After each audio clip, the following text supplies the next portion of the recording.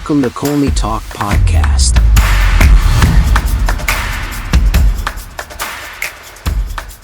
Hello everyone, hope you're doing well. Welcome to another exciting episode of Colney Talk Podcast, your bite-sized breakdown show. I'm your host Alex. First-time listeners, glad to have you here. And to my returning guests, thank you for sticking with me. As always, I talk a bit about the Arsenal match, pick out my top 3 Arsenal players who shined, and one odd player, not good enough, I get to call out. What an absolutely electric Arsenal performance at the London Stadium. That was some dismantling of West Ham in a thrilling 5-2 victory. I mean, this is what you call a comfortable win. So let's dive in, shall we? First half, Arsenal set the tone with their aggressive pressing and fluid positional play. The way I saw it, the 4-4-3 formation morphed seamlessly into, I think, a 2-3-5 in possession with Saliba and Big Gabby pushing high, allowing the fullbacks to invert and create overload in midfield. I think that's our standard form of play. The structural fluidity was key to breaking down West Ham's low block. This is the perfect recipe in how you dismantle a team. The opening goal scored by Big Gabby in the 10th minute was a perfect example of Arsenal's set-piece evolution. I mean, the movement was choreographed beautifully. I mean, you could tell the way they had a game plan.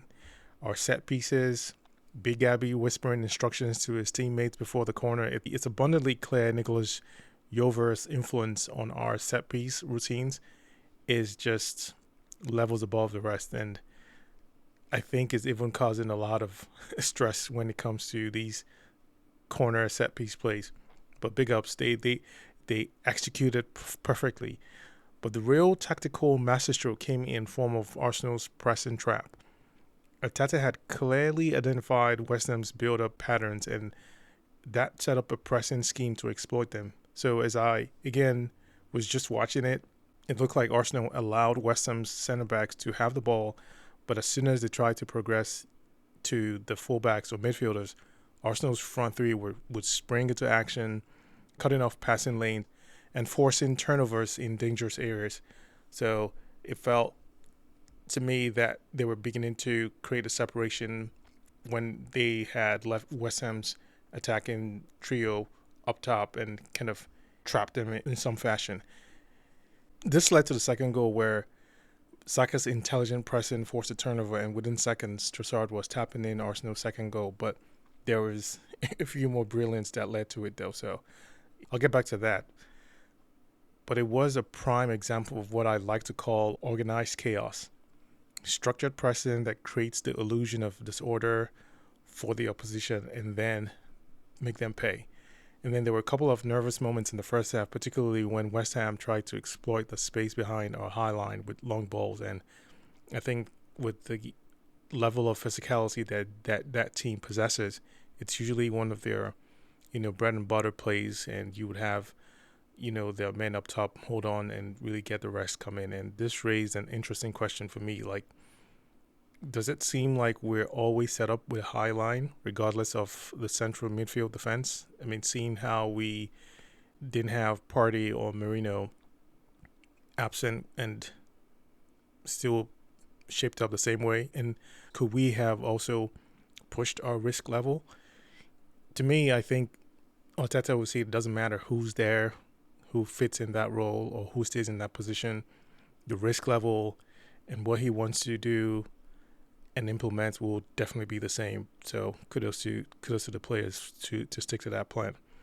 First half, we were such a delight. I couldn't imagine how the second half would look just after the amount of display and goals and ease of just shattering West Ham's defense. Well, the second half was continuation of Arsenal's dominance, but with an added layer of tactical sophistication. Arteta's adjustments after halftime were evident as the team focused on game management rather than an all-out attack. First, I'm glad seeing that Big Gabby was okay with signs that look all pointing to concussion and, taking caution and keeping Big Gabby off, which is good. And this shift in approach allowed West Ham to have more possession, but Arsenal's compact defensive shape made it difficult for the hosts to create any clear-cut chances and impose themselves. I did think that this was an opportunity for them to do that. Although the substitution for Big Gabby didn't automatically mean that, West Ham would be able to do that, but maybe it was a sense of a vulnerability that they could exploit, but we didn't give them that chance.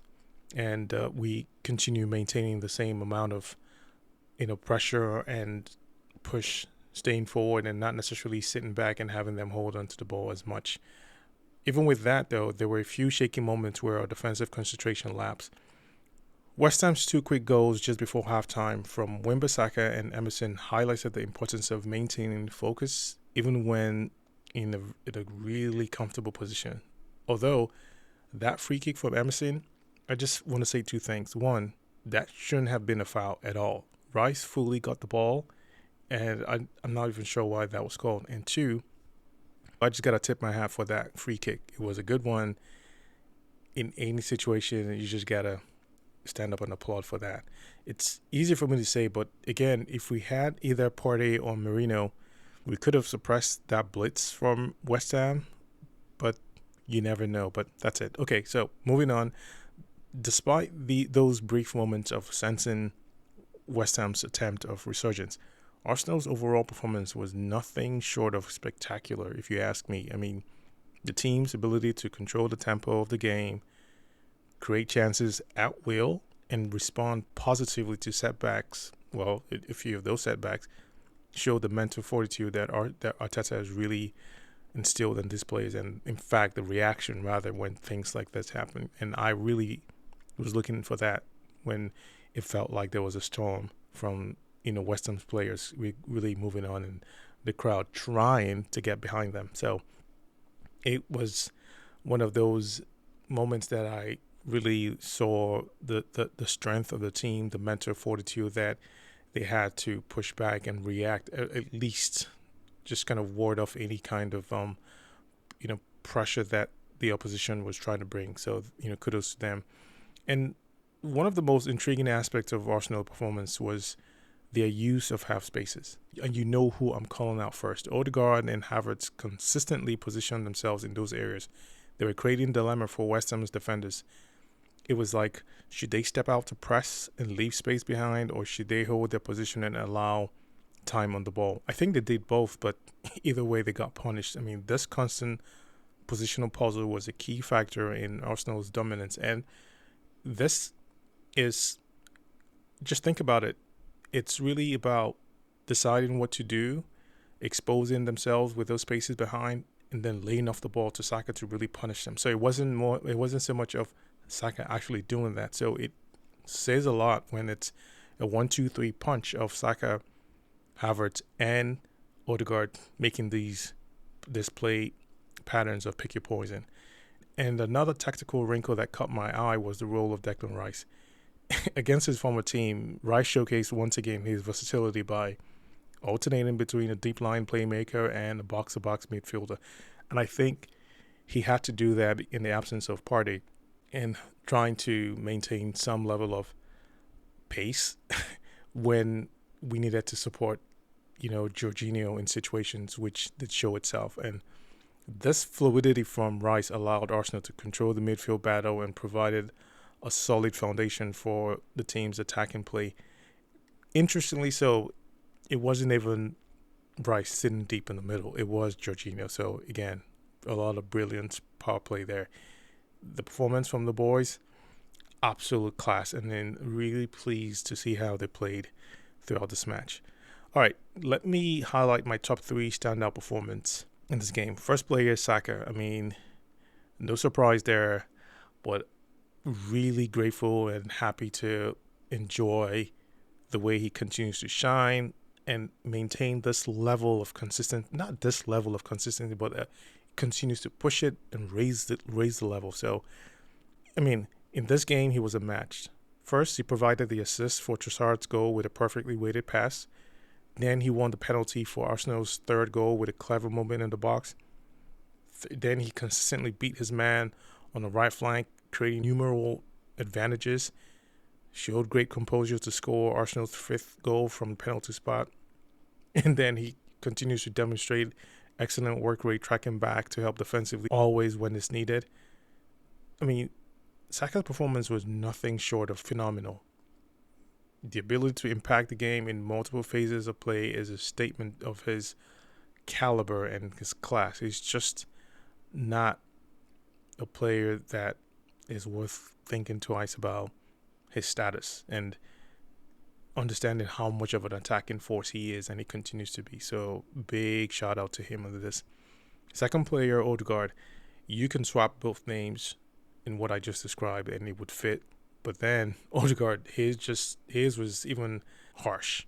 He dictated the tempo of the game from midfield and precisely passing in different forms and shapes, provided that deft pre-assist for Saka that fed the pass through Trossard for that second goal.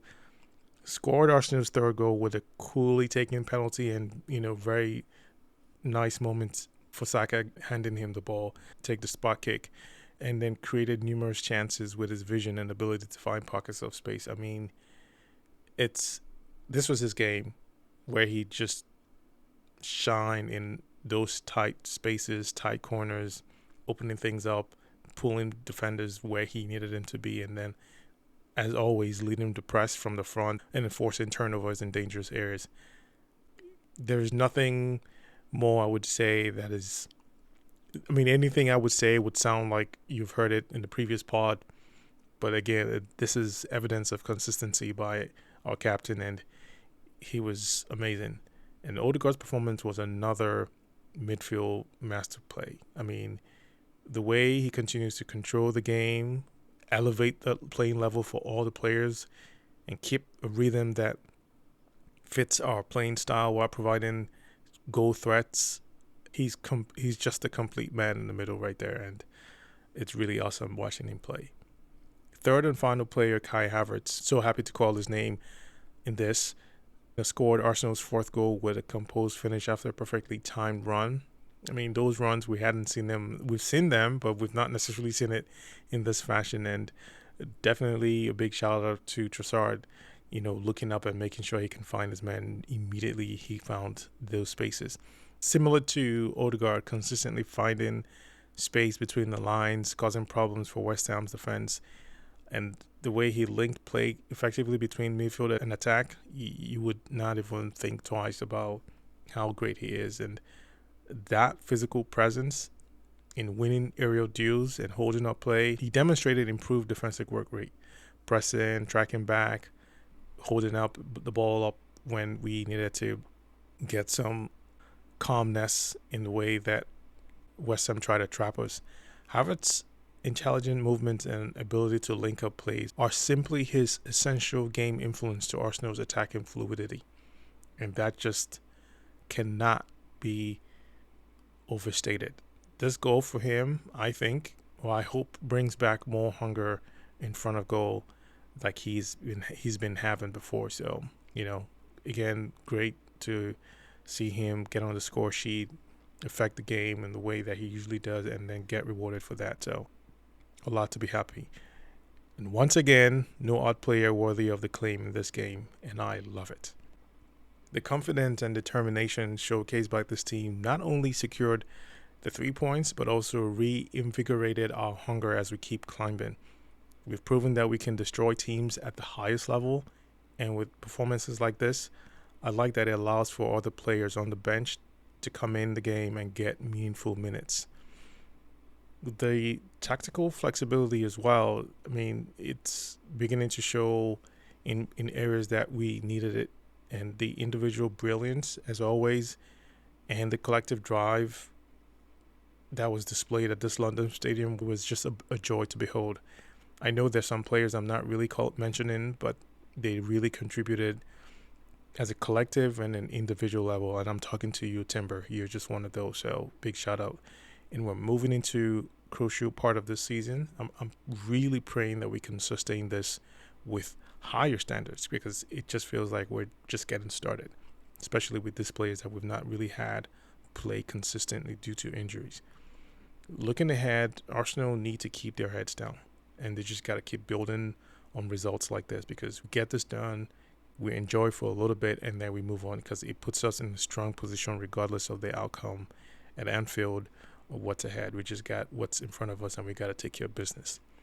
And the question now is, can Arsenal maintain this level of performance and allow for other key members to come back fit? I really hope so, and I think the team can definitely do that.